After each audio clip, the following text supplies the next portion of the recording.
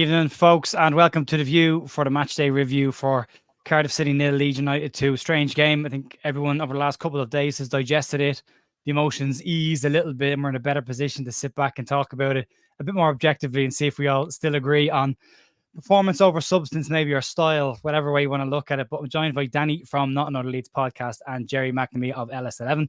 We will start off with the check-ins and say hello to the guys. Danny, thanks for dropping by. How are you, and how's your week been so far? Although it's Monday, so how was your weekend? I'm absolutely outraged. I can't believe we won 2-0.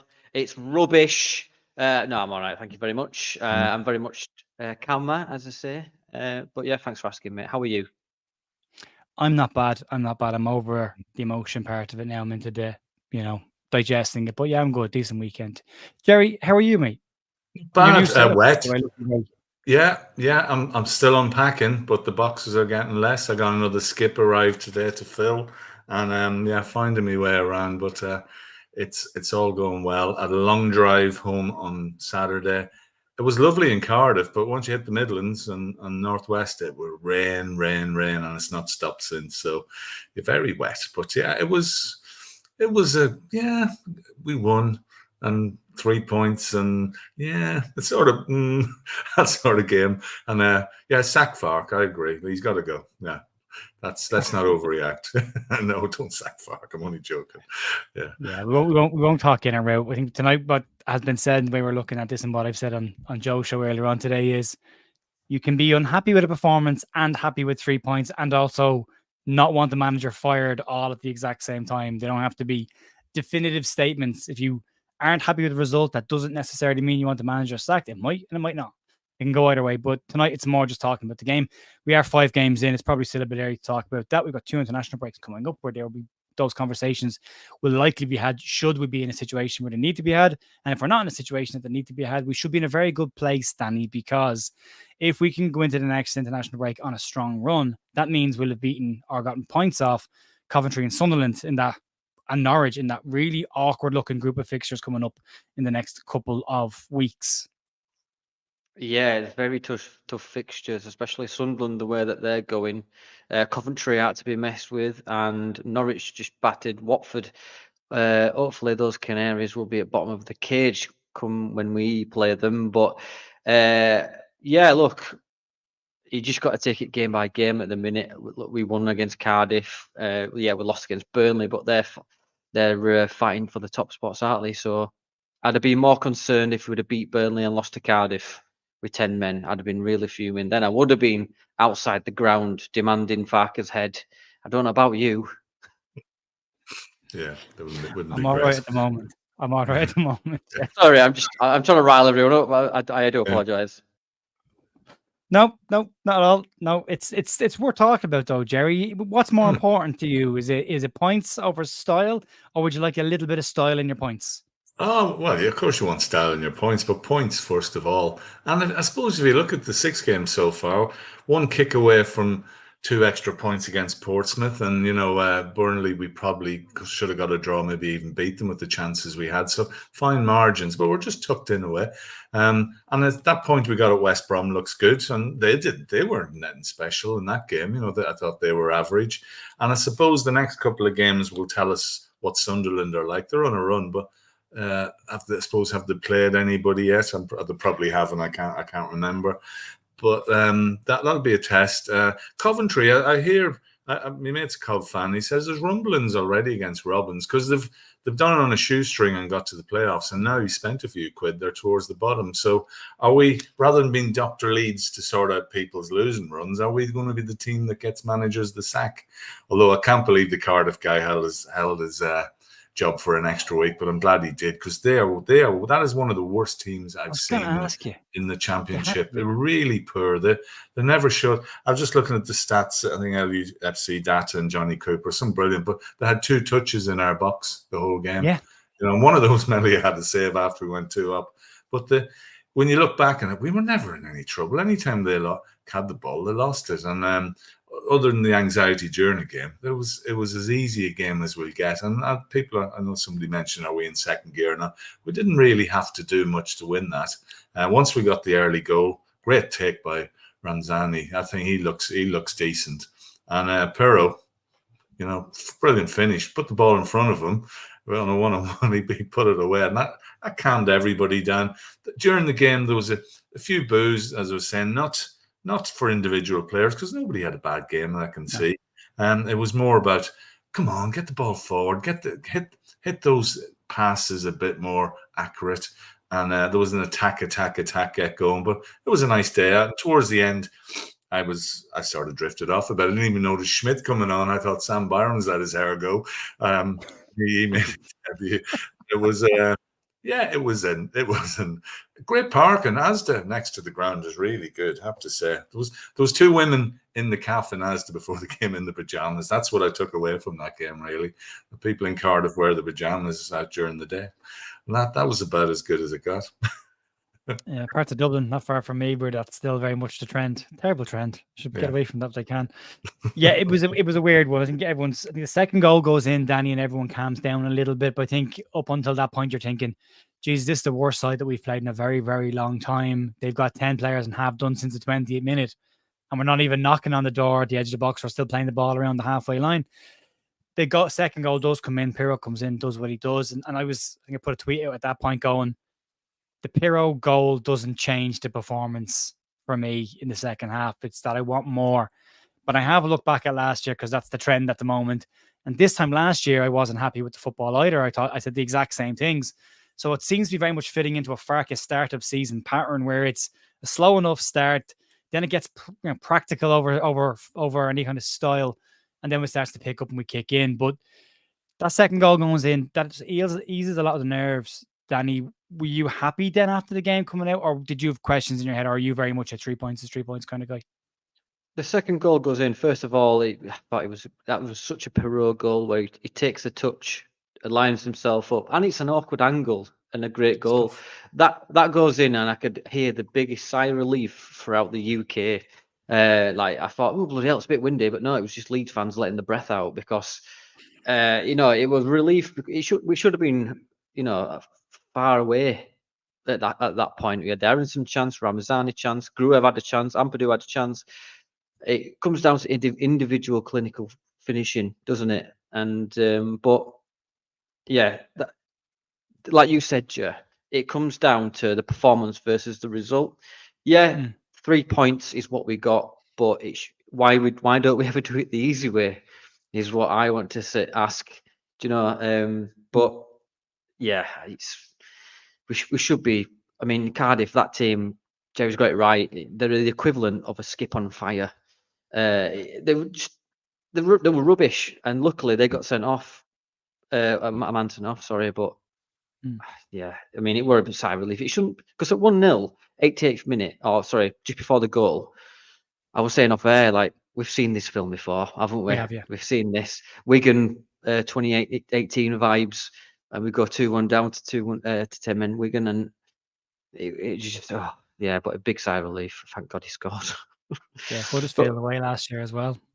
Can I ask, when you saw Pirro coming on, did you go, No, it was more a case of when I saw Pirro and Byram together coming on, I said copy and paste. It's these are predetermined blocks that he does it in now, because they came on together a couple of times now. So that was the only thing. But again, we'll talk about the changes in a minute, but that there's a conversation that, but Gerry, I wanted to ask you about this. Chris Pickering comment. It's an interesting take. Go win it up, press for a second, get hit on the break, 1-1, go in the second half, 2-1 in the match. Is that what people want? And I've listened to Michael Normanton on Square Ball, and I think he made a very good point.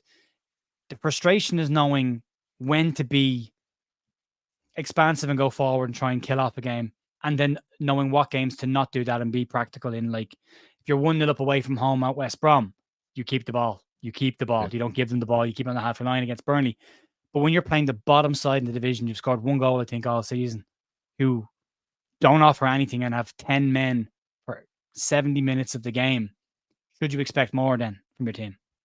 Yeah, you do. I mean, we missed a penalty as well, of course, which was a poor one. I think Farker was on about not being there for the rebound. We need to be taking those chances, but it's the inability to break them down, and it's misplaced passes, and you've got stream of 10, 15 passes, and you know it's going to break down, and that's the frustration. We did get behind them a couple of times, and Bogle, he won the penalty, did get booked for one dive, but we need to just be a bit more direct sometimes. You know, there was a couple of, I think Ramzani had a couple of shots, and that was quite refreshing. When you see Pirro coming on, I do think there's a player in there, and strikers go on streaks, don't they?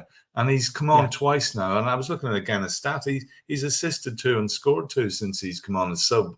It's just is time to give him the go at number 9. Forget about any false number 9s or 10s or whatever. I mean, Matteo Joseph has done well. Maybe needs a little break. He's strong and he works hard. Doesn't get the service, in fairness, but is that a change? But the actually that we don't make changes. You know, I noticed your tweet during the game, Gerry. That's how bored I was. I was reading Twitter, not reading your tweets. And you made a great point. You said, do we really need 2 holding midfielders? You know, Gruev at that point. Because they're doing well. Gruev's doing well, and Badou, but we don't need both of them, do we? Get somebody on who's gonna shake it up. But Tanaka comes on, I mean, with 5 minutes to go, and the changes aren't until the late 70s, 80th minute, and you know, again, that's the pattern. Maybe at halftime, just say, right, they're 10 men, let's do something different, and that doesn't happen with Farke. It's all a wee bit too predictable, which that frustrates me a bit, but. It came right from the subs come on, he gets the second goal, and we win. But we should be putting teams like Cardiff away, because as we say, we saw Rotherham Birmingham beat us last year. Teams in the bottom 6 cost us last year. And that could have been a game where they just have one good run, a mistake, it's a penalty or whatever, and it's 1-1. And then you're coming away from that game angry, and it's a different feel among the fans. But 2-0, so we just take it at that, and we hope that there's a performance coming. But if we the next 3 games we win 1-2-0 playing like that, I'll take it. You know, get up that table and get on a run, because that's what gets you up in this division. Get on a run, and there's a lot of teams like Cardiff in that division. I noticed Warnock was there the other day. But obviously, he was there for the elbow for a job, Gerry. I know the Cardiff fans are around him. Isn't it? I know they're around him like flies, and you can almost hear him saying it. And I loathe the man, I really do. I don't like him, but it was great. I have to say, the Sol Bamba tribute was great. The Leeds fans, of course, he obviously was very successful at Cardiff, not at Leeds, but he was well respected, and for how he stood up to Cellino at the time, and just his general demeanor and everything else. So that was a good positive come from the game. But it's a game, it's a place stinking of relegation, and I can't see how they pull back out of that. But yeah, we just got to go on to the next game now. This will be forgotten about next week. Get into Coventry, get an early goal, get a good win under our belts, and just slowly forget about the table. West Brom are in 16, or Sunderland are up there. The top 6 is sort of taking shape how you'd expect, but there's nobody. I don't think Burnley are any great shakes. Running away though. No, we don't want to like they were last year. No, we don't want it to be like last season. That cost us, didn't we? We caught up, but we'd no leeway. So yeah, just do our own thing, and we'll be fine. But don't be afraid to make changes, Daniel. We've got a decent bench now. Let's see what these other lads can do. When Dan James comes back and Solomon comes back, that's some force coming off the bench, because if 1 or 2 of them are coming off the bench, they shouldn't be subs. They should, as they say in the rugby parlance, finishers. Yeah, if you see Dan James coming on the 60th minute and you're a bit tired, he's coming running at you. That's what we got to do. We got to make use of these players and the bench and everything else, and we'll see. Just one thing, what did you think of Bogle as well? I thought he was better, but still room for improvement. But I thought he was. But he didn't have to defend much, did he? He didn't much defending. No, but I do think he's starting to grow into it. I think the last 3 games he's been progressively getting better, and the goals that have gone in against him are the ones where he's been issues are when he's been 1v1 and kind of isolated. But I think he's fine. Yeah. For me, he's not doing a whole lot wrong. He's doing the job he was brought in to do, which was go forward. We heard the criticism that he can't defend before we bought him, and Farke heard that and knew it and still bought him anyway. And Sheffield United fans that are telling us that we've got a bad defender but a good attacker, we're also the same players that were saying we don't want to lose the best fullback in the division before Leeds bought him. So it's he needs time. Just give him a bit of time, let him settle in. I want to go back and just want to circle the performance thing just a little bit more, and then go on and talk about Peru. Because Gerry made some really good points about Peru, and I want to talk about a slight change I've seen this year and if it benefit him. But you can jump in on this. There's a couple of messages together I want to just kind of run through and then give it the context. So that was Christopher from earlier on. So CB saying, question, do we want pragmatic wins or play attacking football and lose? And then Lee is counteracting my point by saying that this was the type of game that we would have dropped points in last season. So Farkas being more pragmatic. That said, it's not like we haven't created chances. We haven't the first half. All I'm saying about these ones here, especially the CB one, about why can't we have attacking football and win? Why can't you have both? Especially when you've got a starting 11 that adds up to £75 million worth of talent. Like Leeds did lose some important players this year, but we did spend more than any other team in this division. And we have the highest wage bill of any team in this division by a country mile. So on paper and on the squad, this is a very strong squad. So I don't think it's unfair to ask for wins with a bit more oomph to them than just a, passive enough possession-based game. And I understand that you've got to play what's in front of you as well, and that's all okay. And I'm not criticizing it either. I'm not saying if you just want 3 points, there's anything wrong with that. There's nothing wrong with that at all. It's a perfectly valid opinion. I'm just giving it from my perspective. So, but what do you think about that, Danny? Is it fair to ask for both, or does it really not matter? I think it's fair to ask for both. I mean, as Leeds fans, did Bielsa really break our ceiling? Do you know what I mean? Like, put the bar really high, and I think that's what a lot of people look back at his time here and think, wow, the football was amazing. But then we were also susceptible to massive counterattacks with that. That was the only problem for me. But me, at the minute, I want to get out of this league. So I'll take scoring a dodgy deflection and keeping it in the corner for 87 minutes. I'll happily take that. Do you know what I mean? But you like what you like at the end of the day. If you don't like Farke, you don't like it. But I think you're right, mate. What you said is bang on. You can like all three. Why not? Do you know what I mean? Yeah, you can. Yeah. There is space for all of that. There is middle ground in the grey. There is grey area in between the extremes, I should say. Gerry, I want to just go real quick back to your point about Joel Peru. Because I've noticed something different this year. Last year, I would have said Peru doesn't suit Farkas' style as number 9. And as a 10, he comes too deep and gets lost in the mix and doesn't impact the game. But that's when Georgie was in there and running around huge amounts of area trying to get involved in the game. But this year, Brendan Aronson is playing very high and much closer to the number 9 than we saw last year.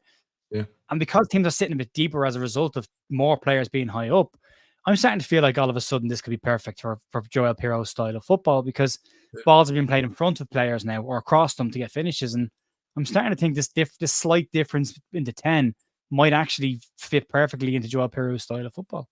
Yeah, well, he's playing those little balls into the box. We saw Willie missed one last week against Burnley, but his movement. He was a player who had a lot to. He was looking for a lot of forgiveness, and I think most fans see that he's a decent player at this level. But that's good enough for us. And I'd like to see Perot. I mean, he scored. He scored 20 a season at Swansea, and even last season when he wasn't great, he scored 15 goals or whatever it was. And so I think I'd just like, he's a confidence player. He's a confident lad. I've heard him speak before, and I think give him a start. I think I would make that change at the moment, because we're just Massimo Jose, I think, is brilliant, and I think he's not going to lead the line for 40 odd games. And I think just change it around. You're allowed to change it. It's a squad game. You don't have to. Doesn't have to stick with that 11. We've got 18 players, and you've just got to rotate them as needed. Joe Rothwell, we've not seen much of him at all. He looked good last season, and he's someone you think, can he do the job in there, be a bit more attacking? Tanaka, obviously, I think he should get a start soon, maybe. So all these guys, but no, not that anybody has been really bad, but we just got to shake it up a bit, freshen it up a bit, and see where we go. And maybe one day we'll score a corner. 151 it's up to now, and we're getting closer and closer. But no, we're not. We're not getting close at all. I don't think we're. But that's something. Set pieces. We got to be better on set pieces as well, because that's where a lot of teams get a lot of goals, and we miss out on that big time. But no, I'll have Perot in there and shake it up a bit. And it's so exciting with, as I say, with the wingers. Solomon, Ramzani, and Dan James. I think any team in the championship would die for one of those, and we got 3. And that's probably why, going back to the whole point, is we should be a bit better. We should be ripping teams, not every week, but we should be showing a bit better. But, you know, you look at how we started some games against Portsmouth and everybody else, and you think we look okay and we've got it in us. So 6 games in, new players bedding in. We've had an international break. We're on 11 points. We're tucked in. It's okay so far. And let's push on. Let's get to Christmas. Still in the frame. A few decent results. And as you said, Danny, in off somebody's backside, I don't care. 41-1-0 wins. I'll take it just to get out of this division. The celebrations won't be any less. You know, if anybody remembers the Don Revie era, we never used to really batter teams then either. No. And it was always something that they were criticised for. But yeah, let's just keep winning. I don't even remember us in the O'Leary era necessarily battering teams either. I think we beat teams when we needed to beat them. We never actually, it was very few times. I remember my dad used to be mad frustrated. He used to come away from games going, how are we in the position we are in the league with 46% possession in games? Like we never have more possession than the opposition, but it was just different style of play. And it's just kind of always been Leeds' way. We'll make it a little bit tricky. I just like us to do it the easy way for once, you know, if it's there to be won and go and smash them, I'll go smash them and get it done. Then there's games we won't have to. Danny, the changes, 80 minutes today. And the reason I bring this up is, as I said, the extended period of time against 10 men. They'd be tired. They've had very little of the ball. And if you look at their possession stats, 50% accuracy in terms of completions of passes. So every second ball that they hit was giving it straight back to us, which is exhausting as a defensive team. You think this is the perfect opportunity to freshen things up with this new expensive substitute bench that you've got. Get Tanaka on, get Rothwell on, get on whoever else, Pirro on earlier, whoever else you want to do. And Fraka waits later than he's waited all season in this game to make the changes. 80 minutes before the first set of changes are made. Tanaka seems to be getting ready from the 60th minute. 20 minutes later, we finally see the change. The Pirro does go and get the goal, and that kind of backs up the statement of making an impact on a tired side. Could that have been done earlier, Danny, and made it and still made the same impact? And second question for you is the concern of, does it send the right message to a bench that in a game where we're creating nothing against 10 players, that they're not the option to come on and change it? Wow. Well, yeah. Sorry. Ask me the second question again in a few minutes because Swiss cheese brain. That's fine. So, yeah, my gripe so far with Farke is the timing of his substitutions. I can guarantee a lot of fans, probably 90% of the fans, will be looking at that clock around the 65th minute. Make some changes, probably even earlier for some people.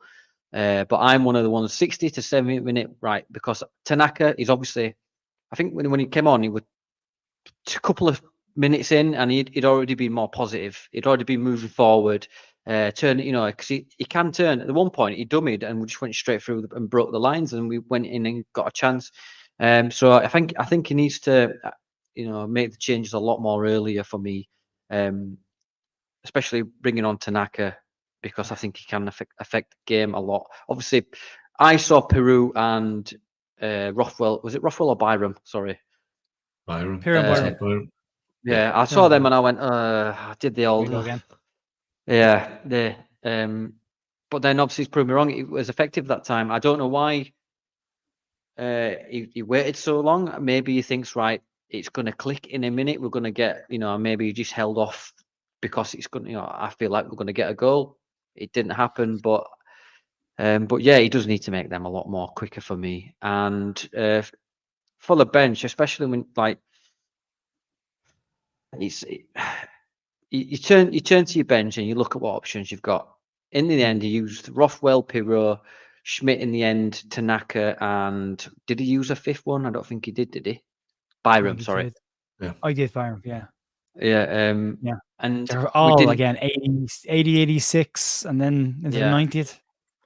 Yeah, I don't get why, because when we scored in what 82, 84 minutes, around that, and it should have been dead and buried before even that, as we've said. But now I think Pirro is going to take confidence in that. He's got 2 goals, 1 assist in his last 3 appearances as a sub.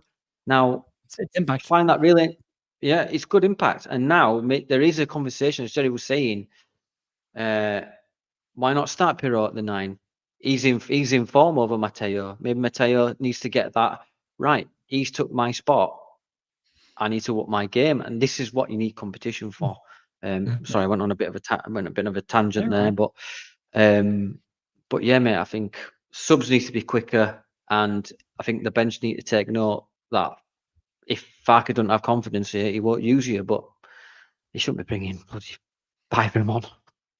Yeah, yeah, I thought it was strange. Pat Bamford Gerry was on the bench.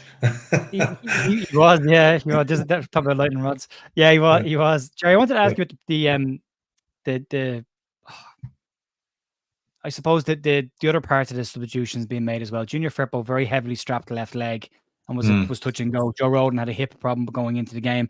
Ethan Ampadu had an issue from the previous week's game, and you're thinking that this is the chance to maybe you get Schmidt on for Firpo, let him rest up a little bit, make a change at the back. But maybe if you can't do it there, you just take off Ampadu in midfield and put in either Rotwell and Tanaka and just change it that way to just rest the players and give them a chance to have a break as well.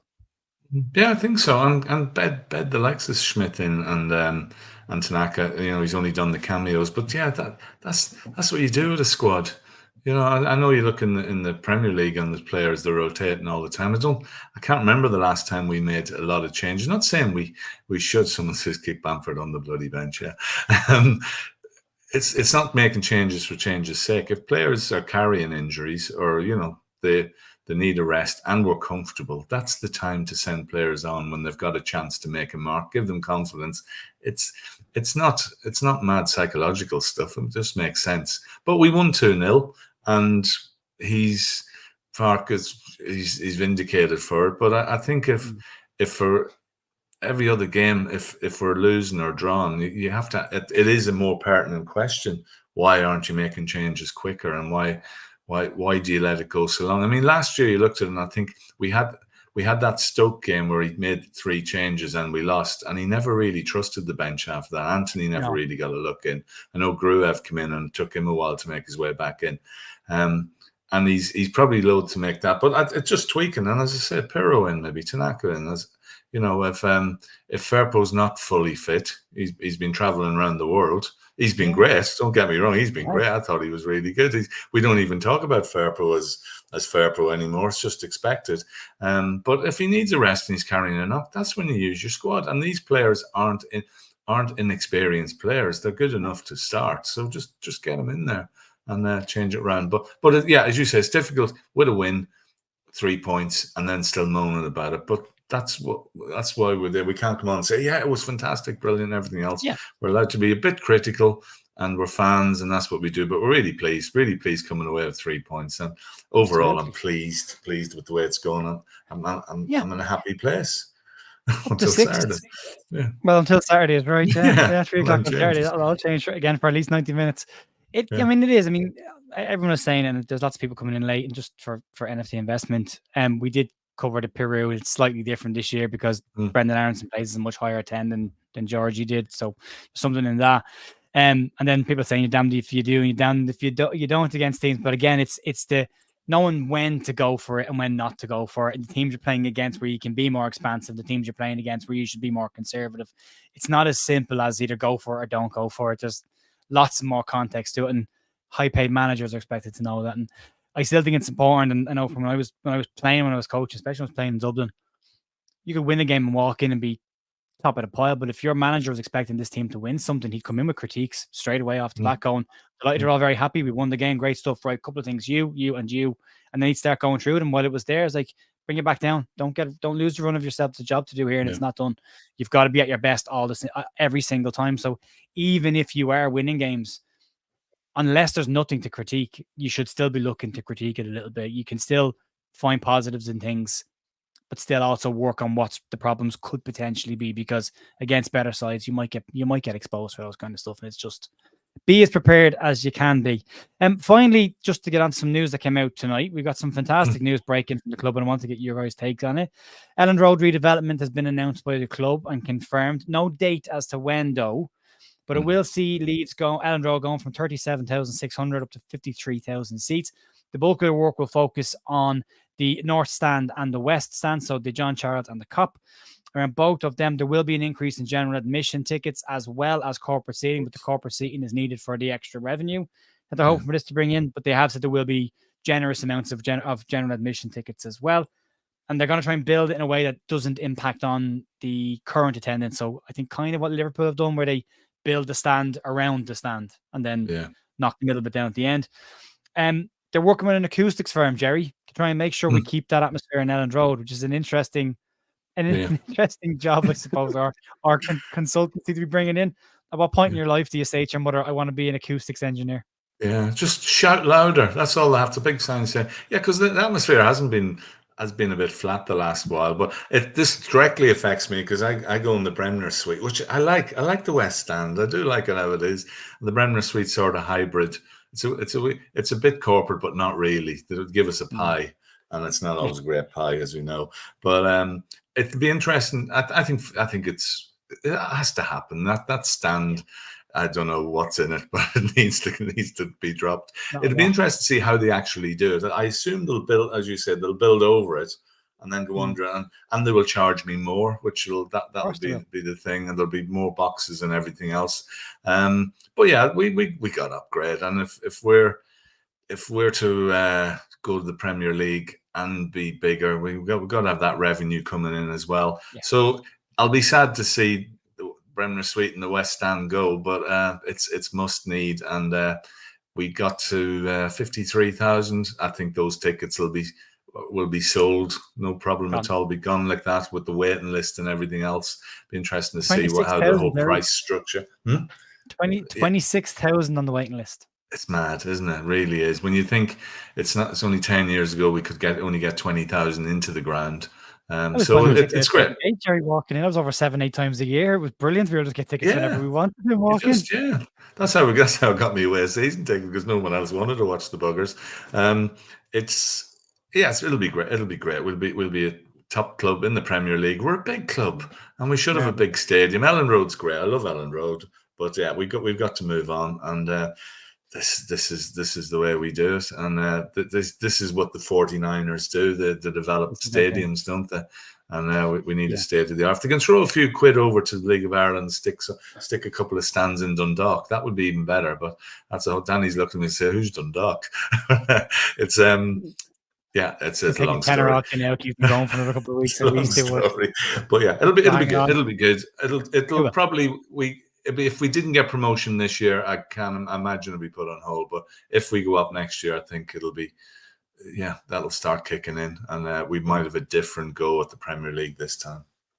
Yeah, what you want, Gerry? Sorry, I'm quite close with Parag, you see. So if you want me to put a word in with him, I can put like a fireman's pole directly to the bar. So all you got to do from your seat, just slide all the way down, and then straight to.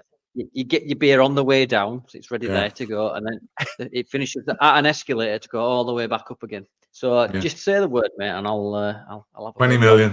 20 million will do it for us. Old P Dog will do me a solid for you. Yeah, P Dog. Yeah. I want to see you and Ron walk up. P Mizzle, we call him in the. Oh, nice. Danny, the stadium change will bring Leeds up to Category 4 UEFA ground, which is referred to as an elite stadium in Europe, and would also make Leeds the 7th largest stadium in the UK, which is massive. Sorry, in England. Sorry, because Parkhead. So in England, which is huge. So if you want to be a big boy, I suppose you start acting like a big boy early, don't you? Yeah, we need to pull his big boy pants up and. Get decent Wi-Fi as well, maybe. Not ECM countermeasures. Yeah, I know. It's like they've got countermeasures in there. Do you know what I mean? A lot of ECM. But yeah, as long as it don't mess with the traditional, because I don't want a toilet bowl or anything like that. Like the Spurs thing. And but the acoustics is someone just going, hey-oh, hey-oh, like that, and in the corners of the thing. And then walk to the next section. Yeah.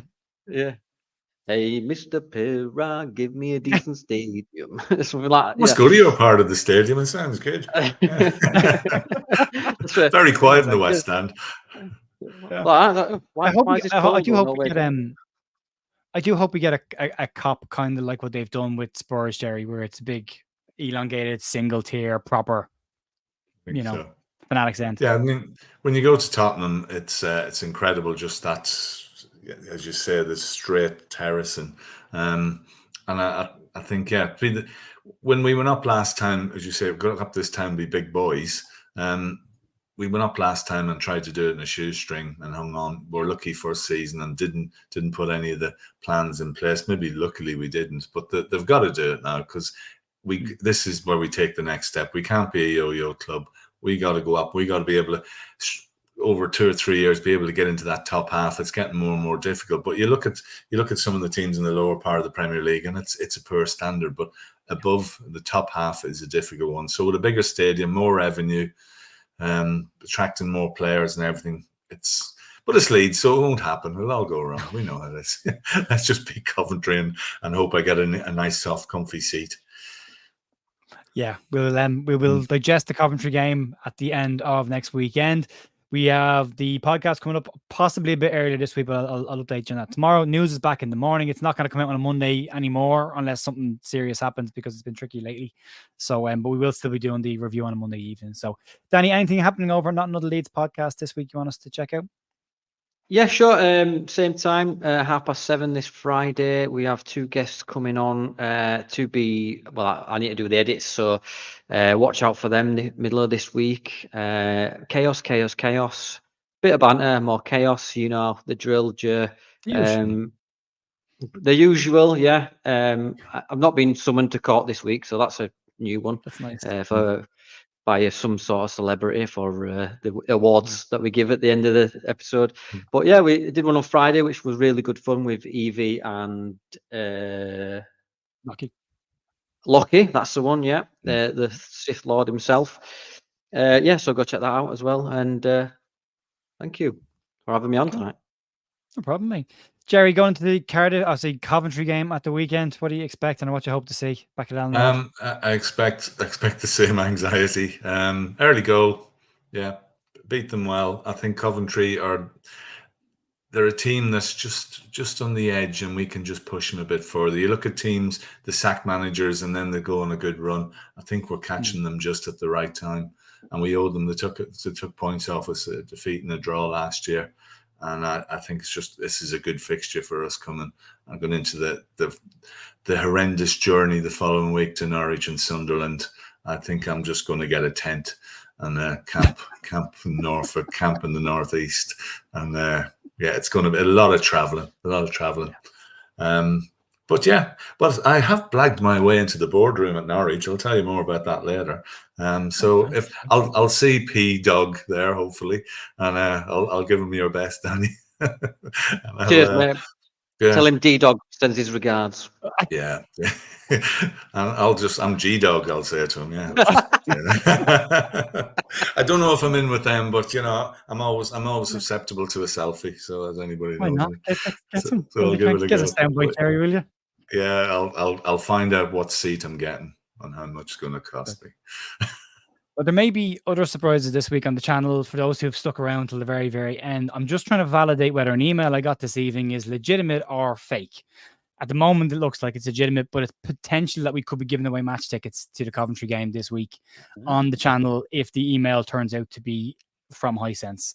I'm just double checking the agency that's connected to it. So once that's all confirmed during the week, it'll be a very short turnaround, but the details on whether we are doing a ticket giveaway for Leeds versus Coventry will be on the channel throughout this week. But you will need to be in the UK or already traveling because this will be an immediate turnaround. You have to collect tickets there. So more information to come if it turns out to be legit. At the moment, my spam filter tends to be pretty decent. At the moment, it looks pretty legit, but I've emailed them back and I've got a couple of checks going on just to make sure it's all above board and kosher.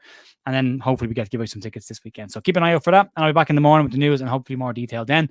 Thanks to the lads for joining in. You can check the details out down below in the description. And I will talk to you in the morning. See you then. Bye. All right, boys.